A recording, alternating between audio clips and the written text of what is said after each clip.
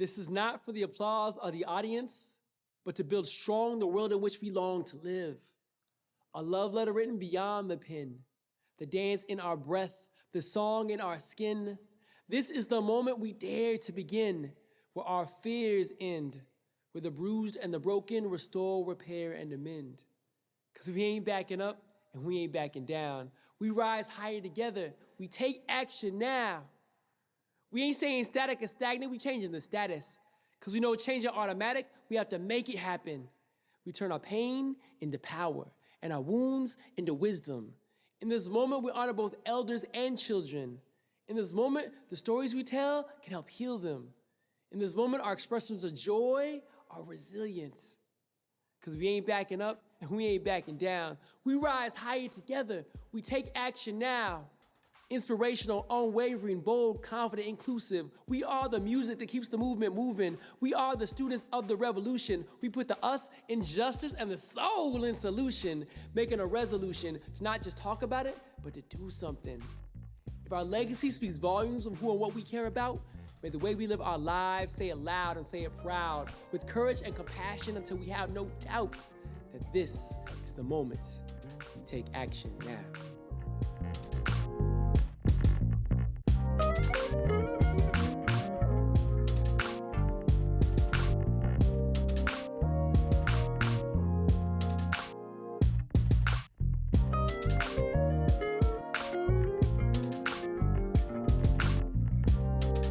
What up, yo? Welcome to The Mask. My name is Chantel Allen, and I'm your host, and this is my crew.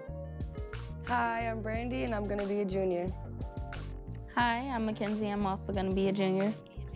Hi, I'm Evan. I'm about to be a freshman. Hi, my name is Andrew. I'm going into 9th grade. Hey, I'm Namdi. I'll be a junior in college. Hi, I'm Labrea. I'm going to be a freshman in college. The Mask is a kick-it space where young people can come together and talk about COVID-19, the pandemic, and how they experienced the last 3 years. We're here to talk, learn, and really bring your expressions into this space. Y'all ready to start? Let's go.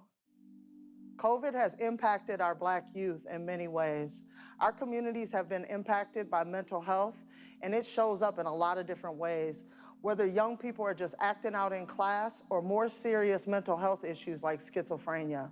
When I say mental health, what does that mean to you? Mental health to me means having healthy relationships with the people around you and making good choices for your own good. Yeah. Like erratic mood changes or like extreme isolation and stuff like that. How do you see that show up in your peer groups? I think you can like see it if someone's like, not answering their phone or like not interacting with anybody when most of the time, like in general, they do in the first place, but like randomly when they don't. Yeah. So you can kind of like tell when they're like sad or mad or whatever by like reading their body language from like your device or like being in person. Yeah, mental health is basically the state of your mind. How you think translates into how you go about your day-to-day activities.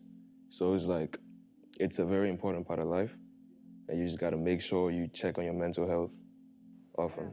Yeah, and mental health can look different in all sorts of people. It can be from just isolating yourself in your room to acting out on the street. It can lead to any sort of situation and look completely different in all sorts of people. Yeah.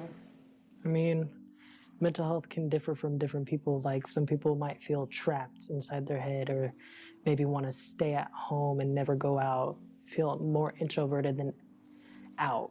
And then some people feel like, oh, they need to go everywhere, be out there in the world, do bad decisions because they're not in the right healthy mindset. That's good. Yeah, when I think of mental health, I always think about the mental health issues because that's what's most talked about online and everything. I also think about the spiritual part, but that never really comes up as much. How did the pandemic impact your mental health, and how did you guys deal with that? So personally for me, I just became very isolated, and I was just like in my room all day, talking to anybody. And so my friends really helped me with that by reaching out and just being there for me and being just someone I can talk to through it. I feel like Towards the beginning, it didn't really hit how isolated we were till the end, and you're trying to go out and you're trying to socialize, and everybody has so much social anxiety because we've been isolated for so long, we don't know how to talk to people who aren't close to us. So it's hard to get back into the groove of that. Yeah. COVID made me appreciate being able to socialize. You know, you're stuck in the house 6 months, I don't remember how long it was actually. And then you think back, it's like, I may not be able to see this person again, you know. You don't know if they're gonna get COVID and, you know.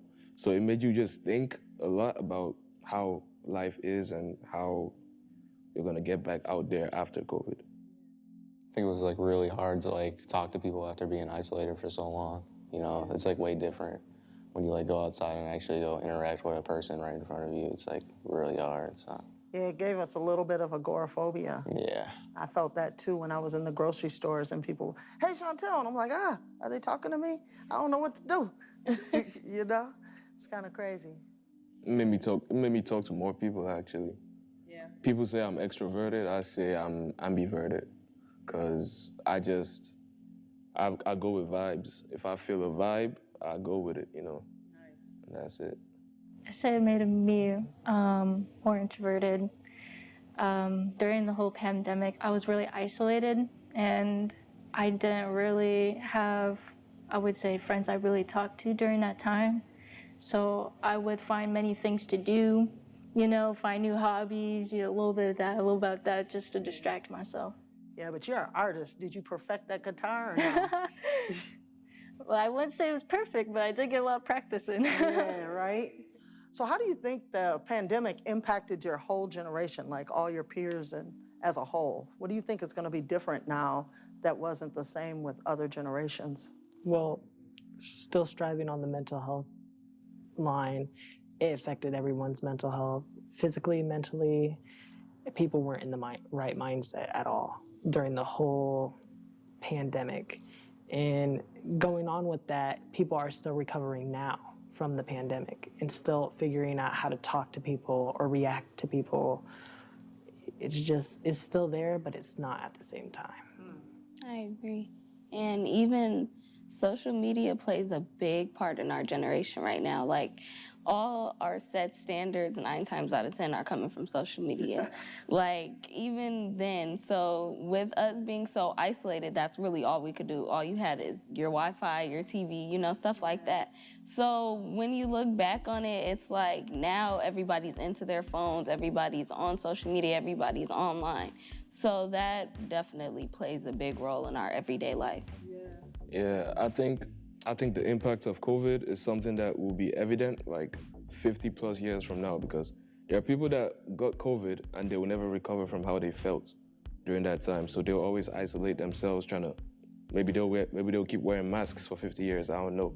But they'll always isolate themselves because people really had it hard, you know? I never got COVID, but I mean, I might have, but I didn't really test positive. So people really had it hard where they couldn't really do anything. And that drove them to get the vaccine. So they just completely isolate themselves as we go further, you know? Yeah. To add on to that, with the whole like emotions, there's not a lot of ways that people are taught to cope with those feelings.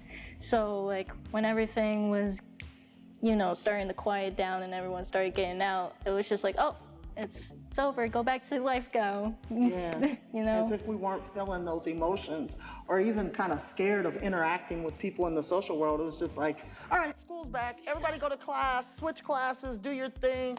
And there was never any real like motion of trying to reincorporate us back into the regular world. I'll agree with that. That's rough. That's true. I never thought about that. We'll be back after this break with Marquise Armstrong, the president and CEO of Hope and Healing Consulting Services.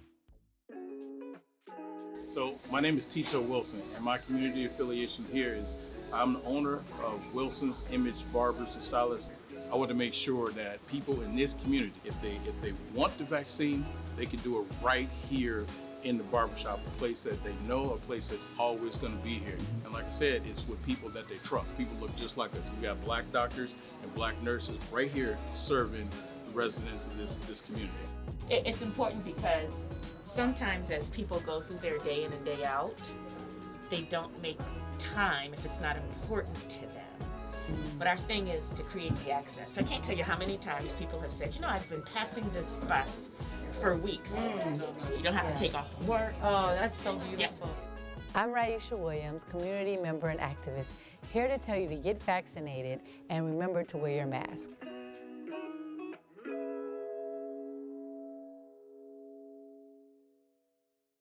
Welcome back. I am so excited to have Marquise Armstrong, the CEO and president of Hope and Healing Consulting Services with us. How are you? I'm good. How you doing? Yeah. Or should I say, what up, though? What up, though? Yeah, you from Detroit, huh? Yes, You hit that. This is our beautiful crew, and we are here to welcome you into the space. So the first question we have for you is, what is mental health? Thank you for inviting me into the space. Mental health is how are you doing mentally?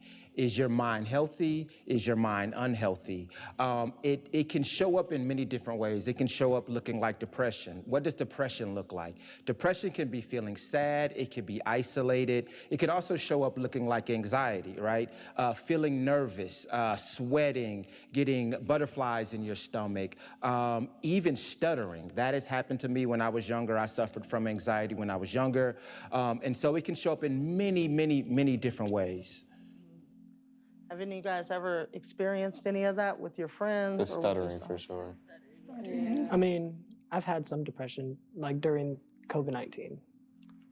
I was pretty self-isolated most of the time. Didn't have that many friends, usually in my room all the time. I'm already a shy person, so with that, like I said earlier, with the end of the pandemic stuff, that social anxiety really hit me really bad, so that kind of caused a little stutter, but other than that, yeah. The whole world was isolated. I mean, we had no choice. The whole world shut down. So what you said and what you shared, you guys aren't alone in that. Many of us, if not all of us, dealt with that, feeling depressed, feeling anxious, feeling nervous. And then when we had to leave the house, when we had the opportunity to leave the house, I heard some of you say, I looked at the other episode, like you didn't quite know how to re-enter society when it began to open up again. And that's all understandable as well. Yeah. So tell me some things that you did during the pandemic to support the community. Many different things. So you and I and other people, we actually did mass drives to help people protect themselves. We handed out hand sanitizer, diapers, food, different things that people needed because, as you guys know, many people couldn't go to work. And many people, if you don't work, you don't get paid. If you don't get paid, you can't pay bills and buy food and all of those things. So me and a group of our friends got together and we started to hand out those things in community. One of the things that I did to help myself deal with my anxiety is I would take walks, right? I would breathe in fresh air. It was isolated, I'm by myself. I was trying to stay safe because I didn't quite know, like, there's this invisible thing that is killing people. Right? And so I was nervous about going out, but I knew that I needed to get out to move, to physically move my body. Because you may not know it, but we carry trauma in our bodies.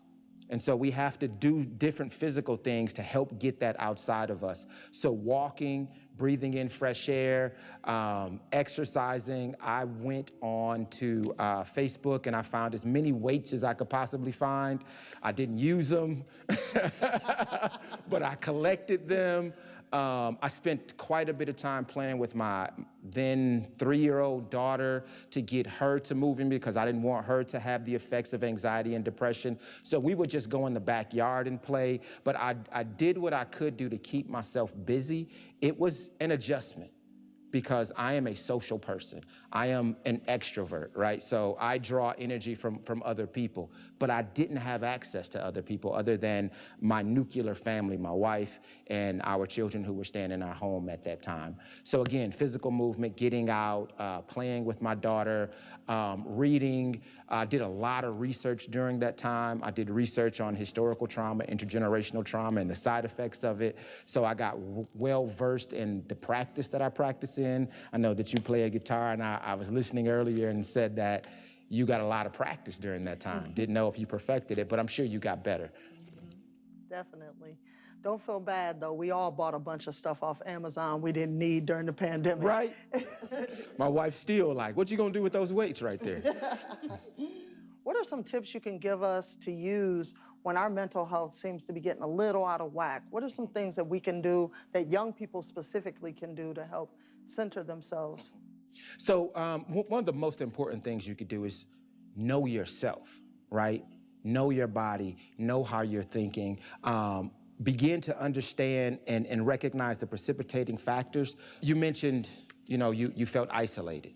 Again, the whole world was isolated. And when we begin to feel like that, when you begin to not like the things that used to give you joy, hanging out with your friends, playing basketball, playing a video game, whatever it is that you love to do, and you recognize that you don't have an interest in that anymore, maybe you don't recognize that, but maybe a friend, your mother, your father, somebody recognizes that, hey, I've noticed that you're not doing whatever it is that you normally do. That is an indication that you may be dealing with something, right? Or you're feeling sad all the time. That's an indication that you may be dealing with depression or anxiety. One of the things that I recognized when I was suffering strong from anxiety, my palm would start to sweat. That was an indication that my anxiety was about to start kicking in.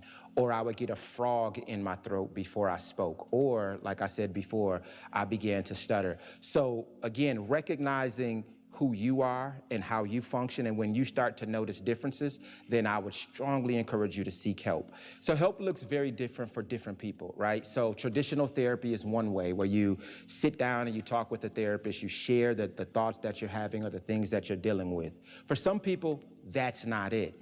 Some people would need something different, a more traditional thing. I know in the Native American community, they'll meet in a circle and they'll sage. One of the things that I do, I go to the gym and I push weights around, and that helps me. I get on the treadmill and I sweat it out of myself, right? That alone isn't it.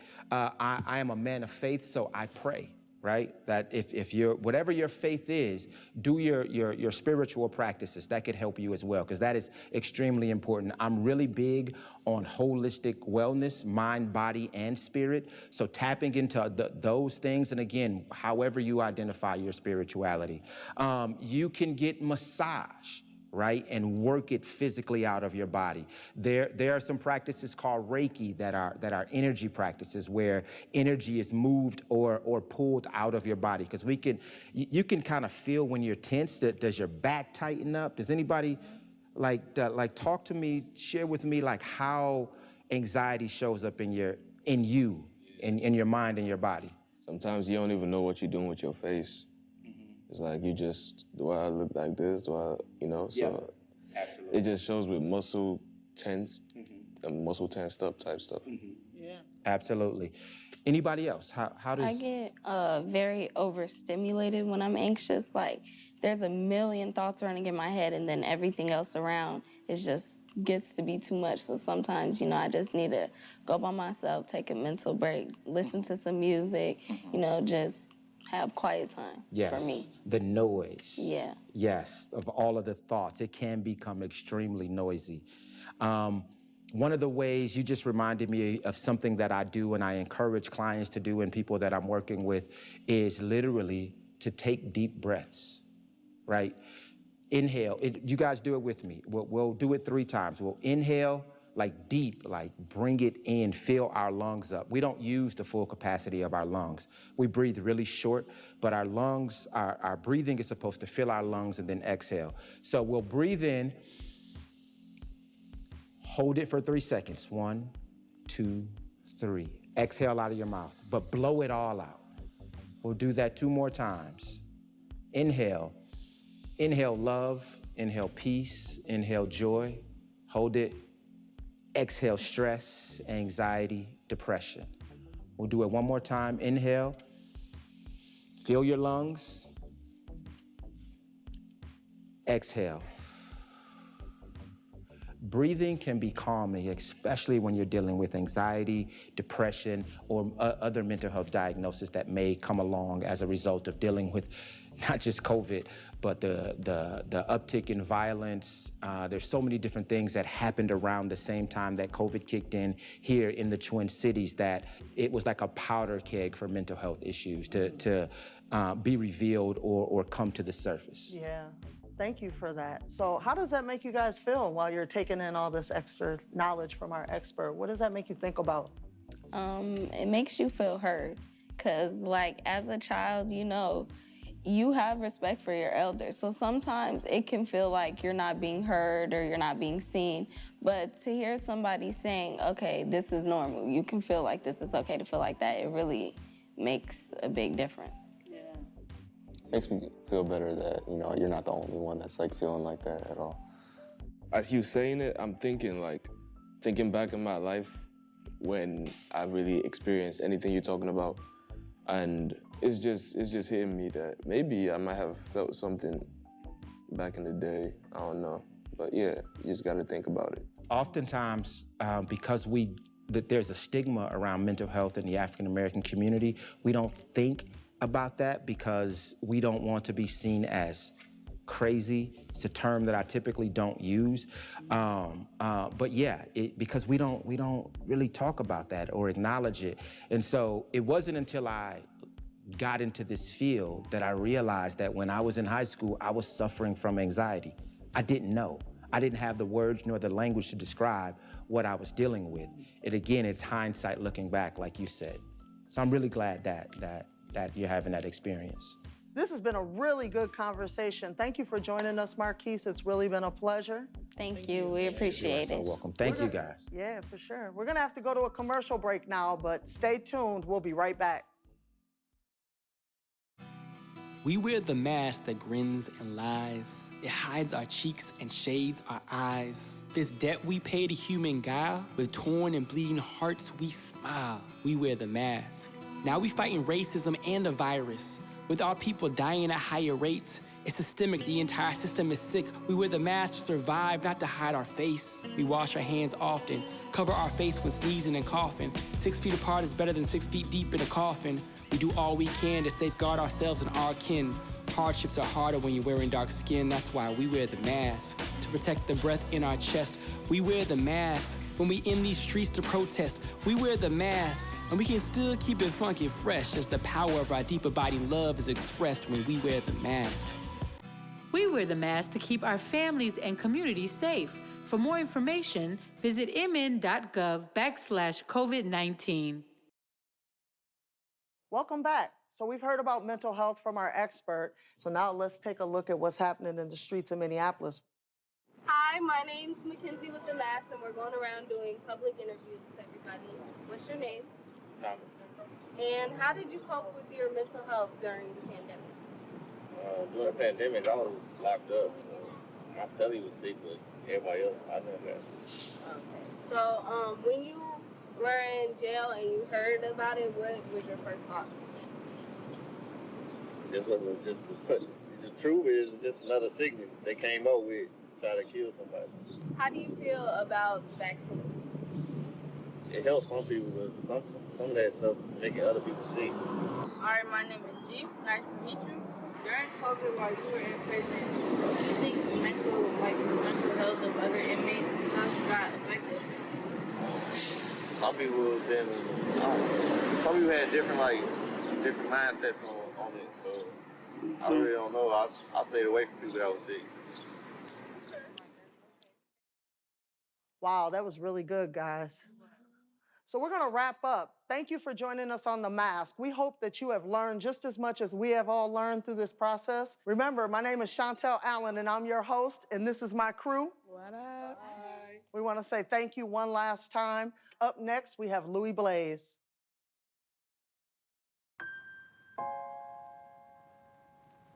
Yeah. Appreciate the little things, yeah. Ay.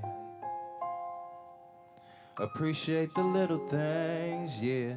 Appreciate the little things, yeah. Appreciate the little things. Appreciate the little things, yeah, ayy. They say time flies, I'm on a private jet. The jack of all trades could strive to be a pilot next. I put my pride in check to give my mind a rest. Then never mind the stress, we all can find a test. The class pupil and the class clown. The type of cat who told the teacher to sit your ass down. The curiosity killed the cat, they tryna blast me now. That's blasphemy, looking around and be wondering who gon' blaspheme. Would you take that chance for me, really make a stand for me? Searching for these answers while trying to serve what they asking me. Might receive an Oscar with the way I let my actions speak. Many gems I carry even though I keep this mask on me. Thought I knew a lot, found I knew nothing at all. Remaining humble and wise, we all stumble and fall. Struggle to take them first steps as soon after we crawl. The natural progress to show that we were made to evolve. Trust the process and on the way things will begin to work out. Building our bodies, spirits, and minds, then wait for the turnout. Gotta stay consistent if you want that instant gratification. Then pay attention to the path you're creating. There's mathematics in embracing this present moment. It's such a gift to recognize the journey, truly the destination. Destined to save this nation. Wearing a cape when trouble awaits. Don't wait till it's late, shape and really bring decimation. This here is graduation from the little league. Put me in the middle, please, of the stage. Make big bangs, still appreciate the little things. Peeping what the riddle reads. Let the instrumental feed my soul full of love and a little peace. Appreciate the little things, yeah. Appreciate the little things, yeah. Appreciate the little things. Appreciate the little things, yeah. Hey.